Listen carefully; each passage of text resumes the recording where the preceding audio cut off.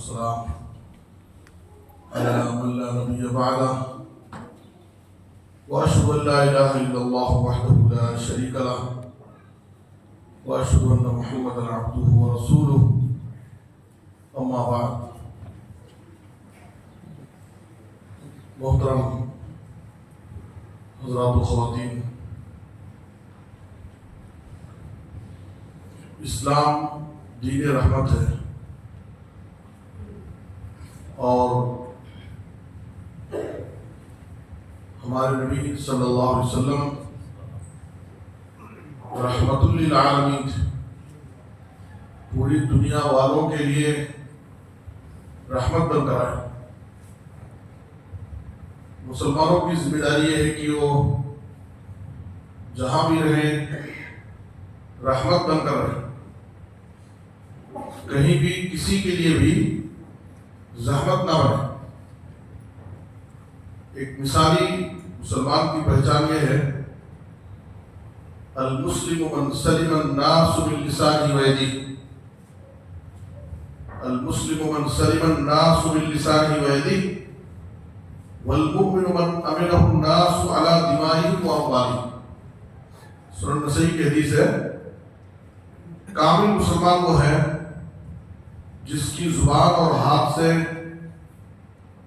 تمام لوگ محفوظ رہے، اور کامل مومن وہ ہے جس کی طرف سے سماج کے تمام لوگ اپنی جان اور اپنے مال کے بارے میں مامون رہے، امن سے رہے. ایک مسلمان کسی کو کسی بھی طریقے سے اپنی ذات کو تکلیف نہیں دیتا. حدیث میں جو من لسانہ و یدیہ کا ذکر ہے، زبان سے اور ہاتھ سے کسی کو تکلیف نہ دے، تو عام طور پر زبان اور ہاتھ سے تکلیف پہنچائی جاتی ہے، اس لیے زبان اور ہاتھ کا ذکر ہے. ورنہ کسی بھی شکل میں کسی بھی طریقے سے کسی کو بھی تکلیف دینا یہ جائز نہیں. یہ ایک سنگین جرم ہے، گناہ کبیرہ ہے، بہت بڑا گناہ ہے. اسی لیے صحیح بخاری اور صحیح مسلم کی حدیث میں آپ صلی اللہ علیہ وسلم نے کہا: الایمان بضع وسبعون او بضع وستون شعبہ فافضلها قول لا الہ الا اللہ وادناها اماطة الاذى عن الطریق والحیاء شعبۃ من الایمان. ایمان کی 60 یا 70 سے زیادہ شاخ ہے. ایمان کی سب سے افضل شاخ، ایمان کا سب سے افضل درجہ کلمہ توحید کا اقرار ہے، قول لا الہ الا اللہ. اور ایمان کی سب سے ادنا شاخ جو ہے وہ راستے سے تکلیف دہ چیز کو ہٹانا. کوئی بھی تکلیف دہ چیز راستے میں پڑی ہے، ہم اس کو ہٹا دیے، یہ ہمارے مومن ہونے کی نشانی، یہ ہماری ایمان کا تقاضا. بلکہ دیکھنے میں ایک معمولی چھوٹا عمل ہے، لیکن اس کی وجہ سے اللہ تعالیٰ نے ایک شخص کے گناہوں کی مغفرت کر دی. حدیث میں ہے کہ ایک آدمی ایک راستے سے گزر رہا تھا اور ایک کانٹے دار درخت کی ایک شاخ راستے میں آڑے آ گئی تھی، جس سے گزرنے والوں کو تکلیف ہو رہی تھی. تو اس نے اس شاخ کو کٹ کر کے لوگوں کے لیے گزرنے کو آسان کر دیا.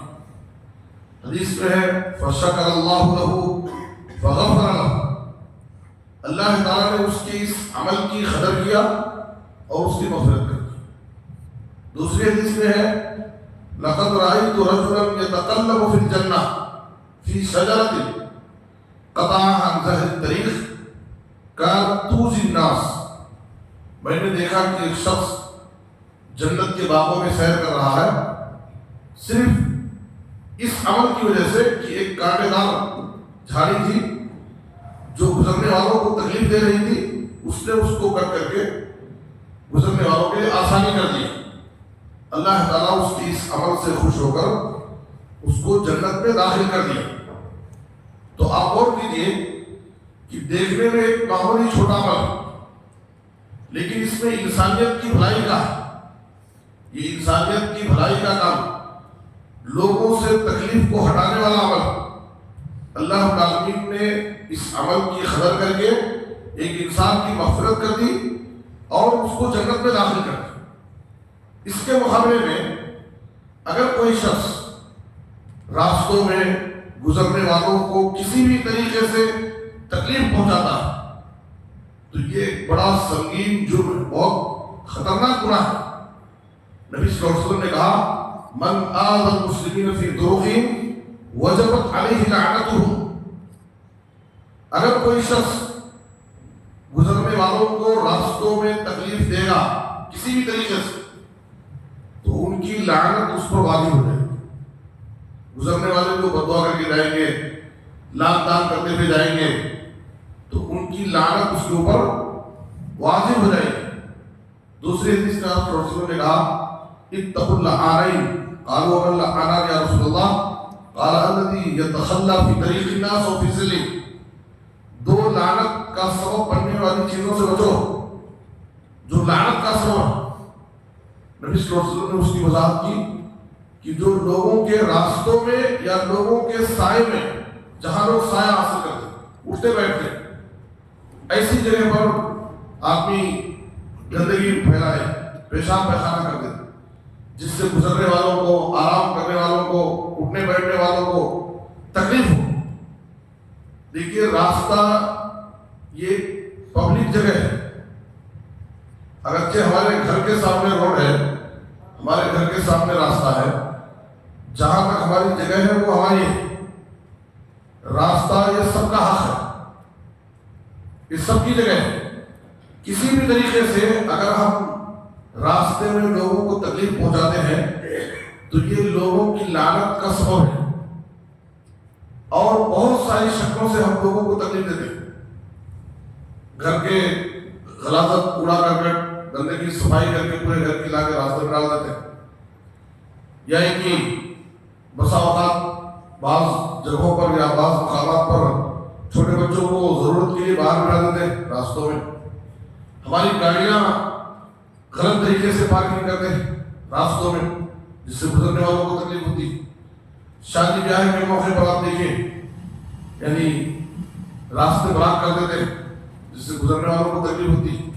چاہے وہ شادی بیاہ کے موقع ہو یا کوئی بھی خوشی غمی کا موقع ہو، گزرنے والوں کو راستوں میں تنگ کرنا، تکلیف دینا یہ حد درجہ گناہ والا ہے اور اس سے ہم کو بچنا چاہیے.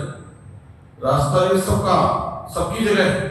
کسی بھی طریقے سے ہمیں اس میں تکلیف پہنچانا یہ جائز نہیں. ایذا رسانی، مسلمان اپنے کسی بھی عمل سے کسی کے لیے تکلیف کا سبب نہ بنے کسی بھی طریقے سے. یہاں تک کہ عبادات کے ذریعے بھی ہماری کسی عبادت سے اگر کسی کو تکلیف ہو رہی ہے تو ایسی عبادت سے بھی بڑا کیا ہے. ایک مرتبہ نبی صلی اللہ علیہ وسلم اعتکاف میں بیٹھے تھے. آپ نے دیکھا کہ ایک شخص زور زور سے قرآن پڑھ رہا ہے. قرآن کی تلاوت ایک نیکی والا عمل ہے، ایک عبادت. وہ مسجد میں زور زور سے قرآن کی تلاوت کر رہا ہے جس سے دوسرے مصلیان کو تکلیف ہوئی، ڈسٹرب ہوا. کوئی قرآن پڑھ رہا ہے، کوئی نماز پڑھ رہا ہے، کوئی دعاؤں میں مصروف ہے. اب ان کے زور سے قرآن پڑھنے کی وجہ سے دوسروں کو تکلیف ہوئی. نبی صلی اللہ علیہ وسلم حجرے سے باہر آئے. آپ اعتکاف میں جو بیٹھے تھے اپنے معتکف سے باہر آئے، پردہ ہٹایا. اس کے بعد آپ نے کہا الا ان کلکم مناج ربہ فلا یوزین بعضکم بعضا فی القراءۃ. یہاں پر جتنے بھی لوگ آئے ہیں سب اپنے رب سے سرگوشی کرنے آئے ہیں، سب اللہ کی عبادت کرنے آئے ہیں. کوئی نفل نماز پڑھ رہا ہے، کوئی تلاوت کر رہا ہے، کوئی دعا کر رہا ہے، کوئی استغفار کر رہا ہے، کوئی ذکر میں بیٹھا ہے. کوئی بھی قرآن کی تلاوت کے ذریعے یا کسی بھی شکل میں کسی کو تکلیف نہ پہنچائے، کوئی ایسا کام نہ کرے زور سے قرآن پڑھ کر کے دوسروں کو تکلیف کا سبب نہ بنے. آپ نے منع کیا. حالانکہ قرآن پڑھنا ایک نیکی کا کام ہے، لیکن ہماری اس نیکی سے کسی کو تکلیف ہو رہی ہو تو اس سے منع کیا ہے. زور سے قرآن مت پڑھیے. آپ سوچ خطبہ دے رہے ہیں، ایک شخص بعد میں آتا ہے اور لوگوں کی گردنوں کو پھلانگتے ہوئے سامنے آنے کی کوشش کر رہا ہے۔ نبی صلی اللہ علیہ وسلم برسر عام ممبر سے کسی کی غلطی پر ٹوکتے نہیں تھے، لیکن آپ صلی اللہ علیہ وسلم نے اس شخص کو دیکھا تو آپ نے ممبر ہی سے اس کو نصیحت کی اور کہا اجلس فقط آزئی، تم جہاں ہو وہیں بیٹھ جاؤ، تمہاری اس حرکت سے لوگوں کو تکلیف ہو رہی ہے، تم لوگوں کی گردنوں کو پھلا کر کے چیر کر کے سامنے آنے کی کوشش کر رہے ہو، اس سے دوسروں کو تکلیف ہو رہی ہے، اس لیے ایسا مت کرو، جہاں ہو وہیں بیٹھ جاؤ پیچھے۔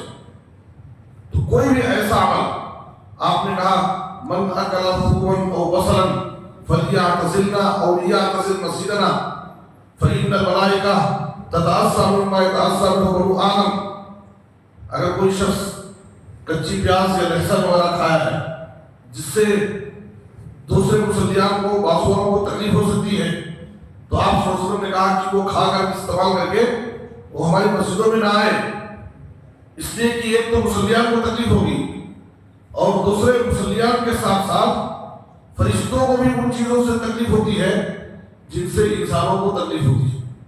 تو ہمیں کسی بھی چیز سے لوگوں کو تکلیف کا سبب نہیں بننا ہے۔ مسلمان کی پہچان ہی ہے کہ وہ اپنے قول و عمل کے ذریعے، اپنے کردار کے ذریعے لوگوں کے لیے وہ رحمت بنتا ہے، وہ کسی کے لیے زحمت نہیں بنتا ہے۔ انسان تو انسان ہے، جانور کو بھی کسی بھی طریقے سے تکلیف دینے سے منع کیا گیا۔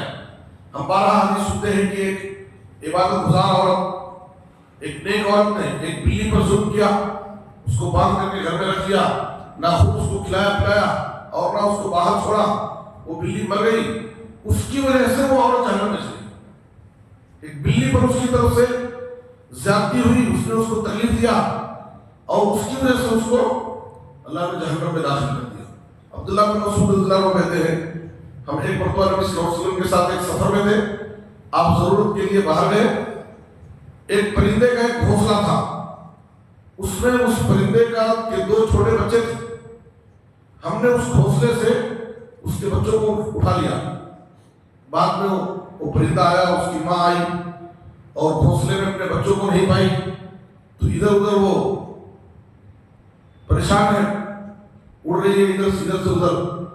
نبی صلی اللہ علیہ وسلم اتنے میں آ گئے، آپ نے دیکھا اس منظر کو تو آپ نے کہا من فجع هذه بولدها ردوا الیہا ولدہ، کس نے اس کے بچوں کو لے کر کے اس کو تکلیف میں ڈال دیا، اس کو اس کے بچوں کو واپس کر دو، اس سے اس کی ماں کو تکلیف ہو رہی۔ تو جانوروں کو، کیڑے مکوڑوں کو بھی ناحق ان کو پریشان کرنا، ستانا۔ نبی صلی اللہ علیہ وسلم ایک انصاری کے باغ میں گئے تو ایک اونٹ نبی صلی اللہ علیہ وسلم کے پاس آیا۔ دیکھیے آپ صلی اللہ علیہ وسلم دنیا کے ہر ایک کے لیے رحمت تھے۔ اونٹ نبی صلی اللہ علیہ وسلم کے پاس آ کر کے بلک بلک کر رو رہا تھا، اونٹ رو رہا اور نبی صلی اللہ علیہ وسلم کے پاس اپنے ظلم کی شکایت کر رہا۔ نبی صلی اللہ علیہ وسلم نے پوچھا من رب ھذا الغلام من رب ھذا الجمل، اس اونٹ کا مالک کون ہے؟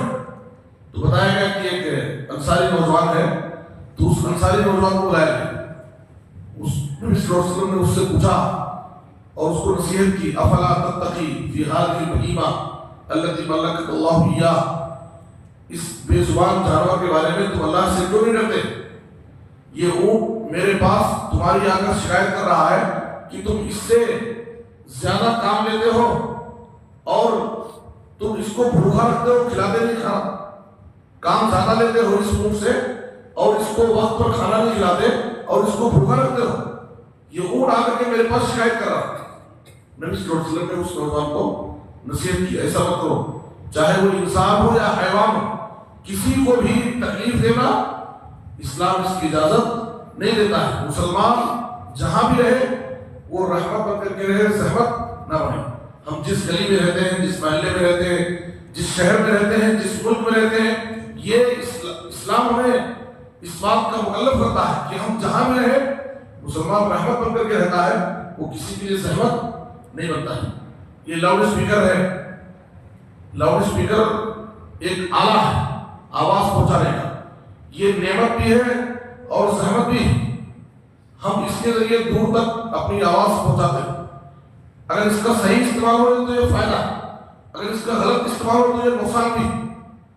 آپ دیکھیے بسا اوقات ایسا ہوتا ہے کہ بعض تقریبات کے موقعوں پر، خوشی غمی کے موقع پر، یا ان کی جلسے جلوس ہوتے ہیں گلیوں میں محلوں میں، لوگوں کے آرام کا وقت، لوگوں کے سونے کا وقت، اس میں ہر قسم کے لوگ ہیں، ہر طرح کے لوگ ہیں گلی میں محلے میں.